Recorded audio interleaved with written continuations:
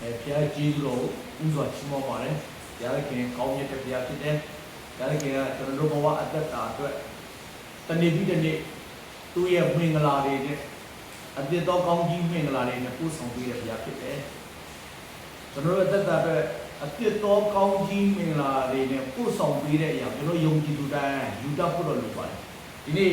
ကျွန်တော်အနေနဲ့ခေါင်းစဉ်လေးကတော့ဗာလဲဆိုကောင်းကြီးကိုမှန်ကန်စွာယူတတ်ပါစေဆိုတော့ခေါင်းစဉ်နဲ့အားပေးခြင်းပါလေ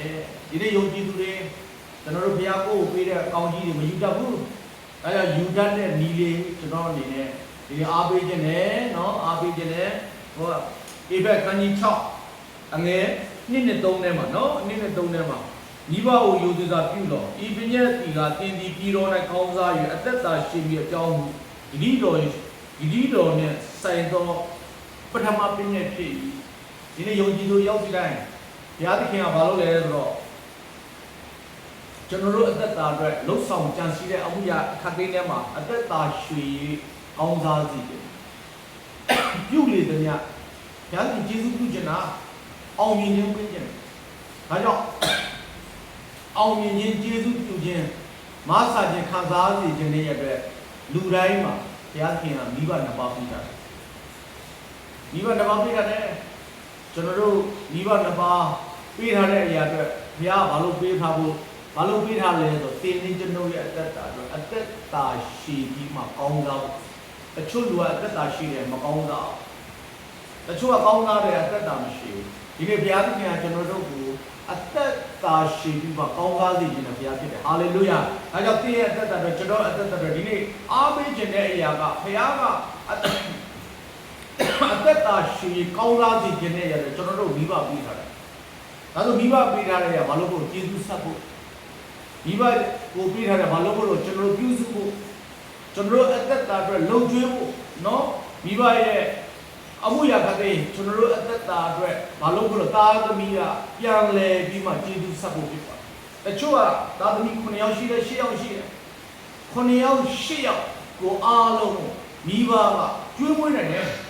သူတို့ရဲ့စာဝင်နေရေးလားသူတို့ရဲ့ကျမ်းမာရေးလားမိဘအနာဝင်ယူနိုင်တဲ့ကျွေးမွေးနိုင်တဲ့ကျွန်တော်9ယောက်10ယောက်ကအဲ့မိဘနှစ်ပါးကိုကျွန်တော်မကျွေးနိုင်ဘူး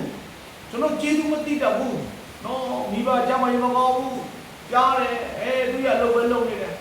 နော်တချို့ကကျမ်းမာရေးကောင်းပြန်တော့အဆင်ပြေပြန်တော့လေငါအလုံးလုံးဆက်ရှိတယ်နော်မိဘသွားတွေ့ရမှမသိဘူးဒါကြောင့်ဘာလို့လဲဆိုအသက်တာရွှေကောင်းစားဖို့ကျွန်တော်ယုံကြည်သူရောက်တဲ့မိဘအဖေဖြစ်ပြီးရင်ပေးထားမယ်အမေဖြစ်ပြီးရင်ပေးထားမယ်နော်ဒါကြောင့်ဒီနေ့ online ကနေနားတော့ခွာယူတဲ့သားသမီးတွေချစ်တော်မိတ်ဆွေမှာအဖေပဲရှိရှိအမေပဲရှိရှိတင်ကျေးဇူးဆက်ပါပြုစုပါတင်မိဘရဲ့လိုအပ်တဲ့အရာကိုတွက်ကြည့်ပါဘာလိုအပ်တယ်လဲကျမ်းမာရေးလိုအပ်သလားစာဝန်ရေးလိုအပ်သလားနေထိုင်ရေးလိုအပ်သလားတွက်ကြည့်ပြီးမှချစ်တော်မိတ်ဆွေကိုယ်မှာရှိတဲ့အရာလေးနဲ့ကိုယ်အထဲထဲမှာဘုရားရှင်ကိုယ်ပေးထားတဲ့အရာလေးကိုကျေးဇူးဆက်ပါတင်ယူပါမိဘကိုကျေးဇူးဆက်ဖို့တင်ယူပါနော်တိတိယခဏကအငယ်လေးတင်ယူခိုင်းတာကျွန်တော်တို့နော်မိဘရဲ့လိုအပ်တဲ့အရာအားလုံးကိုပေးနိုင်တာလည်းရှိမှမပေးနိုင်တာလည်းရှိမှဒါပေမဲ့ပေးနိုင်တဲ့အစွမ်းအစလေးနဲ့ကျွန်တော်သားသမီးတွေကတင်ယူရမှာဖြစ်တင်ယူရင်းနဲ့ဘုရားသခင်ကကျွန်တော်အသက်တာပဲတာဝေကောင်းကြီးဖြစ်မှာဖြစ်နော်အသက်တာရှိမှာဖြစ်တရက်မှာနော်ယုံကြည်သူဖခင်တယောက်ကသူခရီးသွားမယ်ဆရာဟုတ်တယ်ဆုလာတောင်းပေးဦးတဲ့ကာမစီကမှာဟုတ်တယ်ကာမစီကမှာကျွန်တော်သွားပြီးဆုတောင်းမပေးခင်မှာသူနဲ့မိသားဖွဲ့တဲ့စကားပြောတယ်စကားပြောခြင်းအပြင်ဘာလို့လဲဆိုတော့အစင်မပြေဘူးတဲ့ခဏကလည်းအစင်မပြေဘူးအရင်ကလည်းအစင်မပြေဘူးတဲ့ဒီနေ့အစင်ပြောင်းဆရာဆုတောင်းပေးပါဒါနဲ့ကျွန်တော်ကသူရဲ့အစင်မပြေတဲ့အရာတွေအကျွေးတွေနဲ့သွားပြီးလုံရတယ်ဆိုတာကြားတော့စိတ်မကောင်းဘူးအင်္ဂါချင်းအဲ့ဒါနဲ့ကျွန်တော်သူ့ကိုမေးတယ်နော်ယုံကြည်သူအဖေရှိလားအမေရှိလားဆိုအဖေရှိတယ်ဒါဆိုရင်ကားလည်းမဖြတ်တာနောက်ထားကိုယ့်ရဲ့တော့အလုံးလုံးတဲ့သူတွေနဲ့ချိန်ထားတာနောက်တော့ဒီကားလည်းမအရှုံးခံလိုက်အဲ့တော့လုပ်ငန်းလုပ်တဲ့သူတွေထဲမှာလည်းသူတို့ကချိန်ထားတဲ့မသွားဘူးဆိုတော့ပြောရင်လည်းဘာမှမပြုနော်အဲ့ဒါအရေးမကြီးဘူးအရေးကြီးတဲ့အရာကအခုလုပ်ငန်းမသွားခင်မှာကိုယ်မှာရှိတဲ့အဖေဘာစားချင်လဲဘာလိုအပ်တယ်လဲလိုအပ်တဲ့အရာကိုတွားပြီးမှသူတို့စိတ်ချမ်းသာန နော်သူတို့စိတ်ချမ်းသာသွားပြီးကျွေးမွေးလိုအပ်တဲ့လုပ်ပြီးမှသွားပြီးတော့အလုံးလုံးပါသူ့ကိုပြောတယ်ဟဲ့အဲ့ဒါနဲ့သူကလည်းနားထောင်နေကြကျွန်တော်ပြောတဲ့စကားကိုနားထောင်ပြီးမှဟုတ်ပြီဆရာတဲ့ကျွန်တော်သွားလိုက်မယ်သွားလိုက်ပြီးမှသူ့အမေနော်သူ့အဖေရဲ့လိုအပ်တဲ့စားကျင်တဲ့ဝယ်ကျွေးနော်သူရဲ့လိုအပ်တဲ့နော်ပြင်ဆင်ပေးတဲ့အချိန်မှာအောင်အောင်ရအဲ့ဒီနေ့မှာသူရဲ့လုံငန်းအဆင်ပြေတဲ့အဆင်ပြေအောင်နော်အဆင်ပြေတဲ့အကျွေးတွေဆက်ရုံမကောင်းသူ့အိမ်ပြီးသွားတဲ့အရာဘုရားခင်ပြင်ဆင်တာဖြစ်တယ်ဟာလေလုယာဒါကြောင့်ပြည့်ရဲ့အသက်တာအတွက်လုံငန်းတွေအဆင်ပြေဖို့ပြုလေတဲ့မြတ်ကောင်းကြီးခံစားရဖို့တင့်ကိုအဖေပေးထားမယ်အမေပေးထားမယ်ဒါကြောင့်ပေးထားတဲ့အဖေအမေကိုတင်နေကျွန်တော်အသက်တာအတွက်ကျေးဇူးဆက်ပါနော်ကျေးဇူးဆက်ပါအစားအပြင်၎င်းအဝိစားအပြင်၎င်းနော်ကျမ်းမာရေးအပြင်၎င်းအဆဆအရာပြင်ကျေးဇူးဆက်ပါကျေးဇူးဆက်ခြင်းကိုတင်ယူပါဒါကြောင့်မိဘ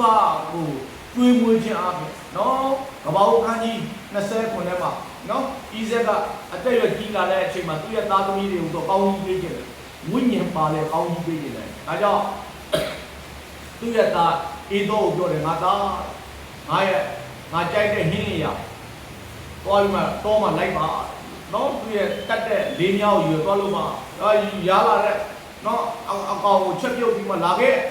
အဖေစားပြီးမင်းကိုဝိညာဉ်ပါလေကောင်းကြီးပေးမယ်နော်ကောင်းကြီးပေးမယ်အဲ့ဒီအချိန်မှာနော်ဒီဘက်ကလည်းပြီးတယ်နော်သူဖျားသူကောင်းကြီးပေးတဲ့အရာသူတွေဖျားနဲ့သွားလာတဲ့အရာဒီဘက်ကဤဆက်ဖျားနဲ့သွားလာပြီးတယ်ဤဆက်ပြောရင်ဖျားကျေးဇူးပြုတဲ့အရာဆိုတာဒီဘက်ကခံစားရတဲ့သူ့ရဲ့သားအေးတော်ကိုလည်းခံစားသိခြင်းနဲ့အဲ့ကောင်းကြီးခံစားသိခြင်းနဲ့သူကိုယ်တိုင်နော်ဘာလဲဆိုဟင်းနေရကိုနော်ဟိုချက်ပြုတ်ပြီးအကြံဉာဏ်ယာကုပ်ကိုပေးတာဖြစ်တယ်ယာကုပ်ကိုပေးချက်ပြုတ်ပြီးတော့အတော့မင်းမိမှာသွားကျွေးကောင်းကြီးယူဒါကြောင့်ယာကုပ်ရဲ့အသက်တာအတွက်ကောင်းကြီးခံစားရတာတွေ့ရတာဖြစ်တယ်ဒါကြောင့်ချစ်တော်မိတ်ဆွေဒီနေ့အားပေးခြင်းနဲ့တင့်ကိုမိဘပေးထားတဲ့ဆိုမိဘကိုယူပေးပါတင့်ခက်လိမ့်မယ်ခက်တဲ့အရာအတွက်ခက်တဲ့အရာလေးနဲ့နော်တင်နေကျွန်တော်ရဲ့အသက်တာတွေဘာလို့လဲဆိုတော့ယေရှုဆက်ခြင်းကိုတင်ယူပါနောက်တစ်ခုကကျွန်တော်တို့အသက်တာတွေယုံကြည်သူတိုင်းဘုရားသခင်ကောင်းကြီးပေးခြင်းတဲ့အရာအတွက်ဘာပေးတာလဲဆိုတော့ယုံကြည်သူတိုင်းမှာနော်ယုံကြည်သူတိုင်းမှာမာကုအခန်းကြီး16အငယ်15မှာယုံကြည်သူတိုင်းအေဝံဂေလိဟောအေဝံဂေလိလုံးဆောင်ဖို့ကျွန်တော်တို့ပေးထားတဲ့အရာတွေကျွန်တော်တို့အေဝံဂေလိလုံးဆောင်ရမယ်နော်အဲ့ဒီအရာဘယ်မှာလဲဆိုတော့ယောမအခန်းကြီး15အငယ်29နော်29တင်တို့ရှိရာသို့ငါရောက်လာတော့ခရစ်တော်၏အေဝံဂေလိနဲ့ပါတော့ကောင်းကြီးမင်္ဂလာပြည့်စုံခြင်းနဲ့ငါရောက်လာမည်ကိုငါသိ၏ဟောဒီထဲမှာတော့ဘာပြောလဲဆိုတော့အေဝံဂေလိမဟောမပြောရင်အမင်္ဂလာရှိတယ်ဟောပြောရင်မင်္ဂလာရှိဒီနေ့ယုံကြည်သူတိုင်းအေဝံဂေလိနဲ့ကျွန်တော်တို့ဘာပဲလုပ်စီဝါရေးပဲလုပ်ခရီးပဲသွားနော်ဈေးရောင်းပဲလုပ်အမှုတော်ကောင်းပဲဖြစ်နေယုံကြည်သူတိုင်းနော်စာလံခန်းကြီး68အငယ်7ဖျားမိတ်တော်ကလာတင်မလို့ရင်အခြားယုံကြည်သူလုံးမဖြစ်အေဝံဂေလိကကျွန်တော်တို့မလုပ်ရင်အခြားဒီတရားကိုသိတဲ့လူကလုံးမဖြစ်ဒါကြောင့်အေဝံဂေလိထဲမှာပါတဲ့ကောင်းကြီးပင်လာခံစားရဖို့ဘုရားခင်ကမိန့်မာထားတယ်အမိန့်တော်ဖြစ်တယ်ဒါကြောင့်ယုံကြည်သူတိုင်းတော့အေဝံဂေလိလောက်ပါကိုရထားတဲ့ဖျားကိုတော့တွေးကြီးစပ်ပါကိုရဲ့ပတ်ဝန်းကျင်လည်းကောနော်ကိုရဲ့နော်သွားရှိတဲ့နေရာလည်းကောနော်ဖျားရဲ့ကောင်းမြတ်ခြင်းပြောရင်နဲ့ဒါတွေးကြီးစပ်တာဖြစ်ဒီနေ့ဒီနှစ်ခုလေးကိုကျွန်တော်အနေနဲ့နှိုင်းရှင်ပြီးမှအားပေးခြင်းတချို့ကအေဝံဂေလိတရားပဲလုပ်တယ်မိဘရှိတယ်မကြွေးမလို့မယုံသေးဘူးနားမတော်ဘူးကျေးဇူးမဆက်ဘူးအေဝံဂေလိတော့ဘလောက်ပဲပုံချရတယ်အေဝံဂေလိတော့သွားကြတယ်မိဘအိမ်မသွားဘူးမိဘဘာလိုအပ်တယ်လဲတော့မကြည့်ဘူးမိဘရဲ့လိုအပ်တဲ့အရာကိုနော်1000ပုံမဲ့တော့မှသူတို့မထက်ကြဘူးဘာလို့လဲဆိုတော့မပေးကြဘူးမိဘကိုကျေးဇူးမဆက်ကြဘူးအေဝံဂေလိနဲ့ပတ်သက်လာဆယ်မွေကုန်မလားရာမွေကုန်မလားအကုန်ချတယ်နော်ဒါကြောင့်အေဝံဂေလိလုံးတာပေါင်းတယ်လုံးဖို့လို့လေကျွန်တော်ယုံကြည်သူဒါပေမဲ့ကိုယ့်ကိုပေးထားတဲ့မိဘကိုတင်အေဝံဂေလိအထက်ထဲမှာပါဝင်တယ်လို့အေဝံဂေလိထဲမှာတင်အသုံးခံတယ်လို့ကိုယ့်မိဘကိုကျေးဇူးဆက်ပါကျေးဇူးဆက်ကျွေးမွေးနော်တင်ရတဲ့တာအတွက်မိဘကိုတင်နော်အဖို့ကပေးပြီးမှသွားလာအသက်ရှင်မိဘရဲ့လိုအပ်တဲ့အရာကိုတင်ကျေးဇူးတိတတ်မယ်ဆိုရင်ဒီတရားနှစ်ခုထဲမှာပါတဲ့ကောင်းကြီးမင်္ဂလာကကျွန်တော်တို့အသက်တာအတွက်ခံစားရမှာဖြစ်တယ်ဒါကြောင့်ကျွန်တော်လည်းခေါင်းစဉ်လေးကကောင်းကြီးကိုမှန်ကန်စွာယူတတ်ပါစေနော်အေဝံဂေလိမလုပ်နဲ့ကိုယ်ပေးတဲ့မိဘကိုလည်းလုံကျွေးအောင် ရိုသေအောင်စကားနာတော်အောင်မိဘရဲ့လိုအပ်တဲ့အရာလေးကိုလည်းတွားပြီးတော့ဖြည့်ဆည်းပေးအောင်ကူညီပေးအောင်နော်ကျေးဇူးစာအောင်အေဝံတရားလည်းလို့မိဘကိုလည်းရိုသေတချို့အေဝံပဲလုပ်တာမိဘမရိုသေဘူးမိဘမလုပ်ကြဘူးမိဘကိုတရားဆွဲတာတာသမီရှိသေးတယ်နော်မိဘကိုနော်မိဘကိုတရားဆွဲတာတာသမီရှိတယ်သေမှာပဲနော်သေမှာပဲပေါ်မယ်ဆိုရဲတာသမီရှိတယ်ဒီသေမှာမတော်နဲ့တဲ့ဘဝအသက်တာဘုရားကကောင်းကြီးရနေခြင်းနဲ့အဲ့လိုမိဘပေးတာဖြစ်တယ်နော်အမြဲတမ်းတော့ပါကိုမိဘပြီလိုအပ်တဲ့ကဘာလိုအပ်တယ်လဲစားစရာလိုအပ်တယ်လားဝတ်စရာလိုအပ်တယ်လားစီးတဲ့ဗနလိုအပ်တယ်လားတင်ကြည့်ပြီးမှတင်းရဲ့အသက်တာကိုစားဖို့တာတော့မစားဘဲနဲ့တင်းလုပ်ပြီးမှဆိုရင်ဝယ်ပြီးမှဆိုရင်ဘုရားကတင်းဘဝအသက်တာအတွက်ပြန်လည်ပြီးမှကျေးဇူးပြုမှဖြစ်တယ်ပြန်လည်ပြီးတော့မားစားမှဖြစ်ဒါကြောင့်ယုံကြည်သူတိုင်းမိဘရှိရင်ကျွေးမွေးပါကျေးဇူးဆက်ပါရိုသေပါအေဝံတရားလည်းလုပ်ပါအေဝံရွယ်မလုပ်နဲ့တင်းကိုပေးထားတဲ့ဒီကောင်းကြီးတစ်ခုရစေခြင်းနဲ့မှန်ကန်စွာကောင်းကြီးယူတတ်ပါစေတချို့ကနော်အေဝံပဲလုပ်တယ်နော်မိဘကိုမကူညီပြင်ဘူးနော်အေဝံလုပ်ကောင်းပါတယ်တင်မလုပ်ရင်လည်းအေဝံလုံးမဲ့လို့ရှိတယ်တင်မိဘကိုတော့တင်မလုပ်ကျွေးရင်သူများလာလုပ်ကျွေးမှာမဟုတ်ဘူးတင်ကျေးဇူးမသိတဲ့တင်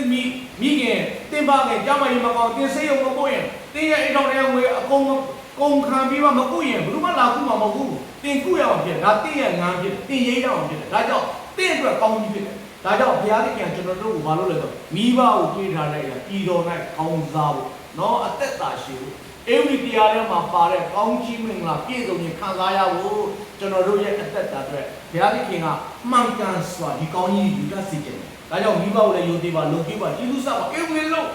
ကျွန်တော်တို့အသက်တာအေဝံလေးမိဘကိုပဲယုံကြည်လုပ်ကြွေးရမနေနဲ့တော့အေဝံလေးလို့နှစ်ခုသလုံးမှန်ကန်စွာဖြင့်လုပ်တတ်လာပြီဆိုရင်အဲ့ကောင်းကြီးကချစ်တော်မိတ်ဆွေတွေဖြစ်တယ်နော်ကြားတာတော့ကြားတယ်မလုပ်ဘူးဆိုရင်အဲ့ကောင်းကြီးကပြည့်တော့မဟုတ်ဘူးကြားရုံကိုနှလုံးသွင်းပြီးမှကြားရတဲ့တရားစကားနှုတ်ပတ်တော်လေနှလုံးသွင်းပြီးမှလက်တွေ့လုပ်ပါအော်ဝီယာနဲ့မဆာပေါ်လိမ့်မယ်တရက်မှာဒီဟာလေးကိုဘုရားရဲ့ဝိညာဉ်တော်ကျွန်တော်ကိုပြင်သွင်းတာဖြစ်တယ်ကျွန်တော်ရဲ့ဇာတိကနေပြီးမှကျွန်တော်ဘယ်ကိုသွားမလဲဆိုတော့เนาะမကွေးရေတကြိုအင်းလီသွားမှာဖြစ်အင်းလီသွားမယ်အဲ့ဒီဆက်တော့အဲ့တော့ကျွန်တော်အမေကျွန်တော်ဒေတာအယံပူတဲ့ရတယ်ကျွန်တော်ဒေတာเนาะအဲ့နေရာဒေတာကိုကျွန်တော်လည်းအေးဟောဘုရားမြတ်တာခံစားရတဲ့အဲ့ဒေတာမှာရှိတဲ့လူတွေကိုအေဝံတည်စကားကိုကြားသိခြင်းနဲ့ဘုရားမြတ်တာခံစားသိတယ်အေဝံပဲလုပ်တယ်ဒီကောင်းကြီးကိုယူတတ်အောင်ဘုရားရဲ့ဝိညာဉ်တော်ကပဲကျွန်တော်ပြုံနေတာဖြစ်တယ်အဲ့ဒါလေးနှစ်ကိုကြာပြီဒါလေးလဲအဲ့ဒါနေပြီးတော့ဘာလို့လဲဆိုတော့ဘုရားကကျွန်တော်ကိုမိဘကိုပြဒီလောက်ပူတာအသက်ရွယ်ကြီးပြီမိဘကိုဘာလို့လဲဆိုတော့နော်အေးရကိုလာလေးကိုဝယ်ပေးစီခြင်းနဲ့ဟိုမှာဘုရားကကျွန်တော်နှိုးဆိုတော့တကယ်တမ်းဆိုရင်ကျွန်တော်ခီးတော့အေးဝင်ခေါ်လို့ရမှာအဲ့ဒါဘယ်လိုပဲဒီလိုကဘုရားပြောတဲ့ဟာအရင်လုပ်မယ်ကျွန်တော်ညီကိုကဲဆိုင်ပေါ်တက်ကျွန်တော်ရွာနဲ့မုံရွာနဲ့ဆို20တန်မယ်45လောက်မောင်းอ่ะဆိုင်ကယ်45လောက်မောင်းအဲ့ဒါတွေတော့မျိုးဝယ်လိုက်တယ်အေးကူလာလေးဝယ်လာပြီးမှကျွန်တော်တို့အဲ့အမေရဲ့အခန်းမှာအမေအတွက်အေးကူလာလေးရာရေဘလို့ထက်ဒါဘလို့လို့ဆိုပြီးမှထားခဲ့ပြီးမှကျွန်တော်ပြန်တော့ဟာအဲ့ခီးတယ်မှာအောင်အိုးဝေးရဘုရားရဲ့ဝိညာဉ်တော်ရဲ့မဆာခြင်းကျေးဇူးပြုခြင်းနော်ဟိုခံစားရတဲ့ဝင်ငါရတွေရောနော်ဟိုဘုရားခင်ပြင်ဆင်နေရလို့လက်ရတွေမြင်တွေ့ရတယ်ဘာလို့လဲဘုရားကမိဘကိုလည်းယိုသေးလုံကျွေးကျေးဇူးဆက်ခြင်းအေဝံတရားပဲလုပ်တယ်ဟာကျွန်တော်အေဝံပဲနော်မိဘတွေဟာမိဘတော့သူ့ဘာသူစားနိုင်တာပဲမိဘတောက်နိုင်တာပဲငါကျွေးမမမို့တာငါပေးမမမို့တာအဲ့လိုမဟုတ်ဘူးမိဘတော့တချို့မိဘတွေစားနိုင်တယ်တောက်နိုင်တယ်သူတို့ကိုလည်းသုံးနိုင်တယ်ဒါပေမဲ့ကျွန်တော်တို့ဘုရားကောင်းကြီးဖြစ်စေတယ်မိဘကိုပေးတာကောင်းကြီးဖြစ်စေခြင်းနဲ့အဲကြောင့်ကိုယ်ပေးထားတဲ့မိဘကိုတင့်အနေနဲ့လိုအပ်တဲ့တခုတော့ရှိမှာပါသူ့ဘောက်စားနိုင်တာရှိတယ်တောင်းနိုင်တာရှိတယ်သူ့ဘောက်သုံးနိုင်တာလိုအပ်ချက်တခုတော့ရှိမယ်အဲ့လိုအပ်ချက်ကိုတင်းနေကျွန်တော်တင့်ရဲ့အိမ်ထောင်ထဲနဲ့တင့်ရဲ့အထဲထဲကနေပြီးမှဘုရားပေးတဲ့ကောင်းကြီးတွေကနေပြီးမှမိဘသုံးအောင်တင်အသုံးခံဖို့တော့လိုတယ်မိဘအတွက်အကျိုးပြုရဖြစ်ဖို့တော့လိုတယ်အသုံးခံပြီးမှတော့အဲ့ဒီဟာတင်းနေကျွန်တော်ရဲ့အသက်တာအတွက်တော့ပါဝင်ပြီးမှအေဝံတရားကိုလှုပ်ဆောင်မယ်ဆိုအဲ့ဒီအေဝံဒီခီးစင်မှာလဲတန်ရှင်တော်ဝိညာဉ်တော်ဘုရားရဲ့ဥဆောင်တဲ့နမိတ်လက္ခဏာအောင်ဩဝရာပျောက်ဆုံးသောဝိညာဉ်တွေရည်သိမ်းအောင်ဖြစ်တယ်ဒါကြောင့်နော်ကျွန်တော်အနေနဲ့ဒီနေ့အားပေးခြင်းတဲ့အရာလေးကမှန်ကန်စွာနော်မှန်ကန်စွာနဲ့ကောင်းကြီးကိုမှန်ကန်စွာယူတတ်ပါစေနော်မိဘရှိတဲ့ ယူသေးပါလုပ်ကြည့်ပါအေဝံကြီးလုပ်ပါနော်အေဝံကြီးရဲ့မလုပ်နဲ့အေဝံကြီးရဲ့လုပ်အေဝံကြီးရဲ့လုပ်ပြီးတော့တချို့မိဘကိုပြစ်ထားတာမဖြစ်စင်နဲ့အေဝံကြီးတရားလည်းလုပ်မိဘကိုလည်းယူသေးမိဘကိုလည်းလုပ်ကြည့်အေဝံကြီးတရားလည်းဟောပြောတတ်တဲ့ခံသွားလာတက်ရှင်မဆိုအဲ့ကောင်းကြီးမင်္ဂလာကတင်းရဲ့တက်တာနဲ့ကျွန်တော်ရဲ့တက်တာအတွက်ခံစားရမယ်ဆိုတဲ့အရာလေးနဲ့ခွန်အားပေးပါလေအရောက်စီတိုင်းဘုရားတာကြီးကောင်းကြီးပေးပါသေးအာမင်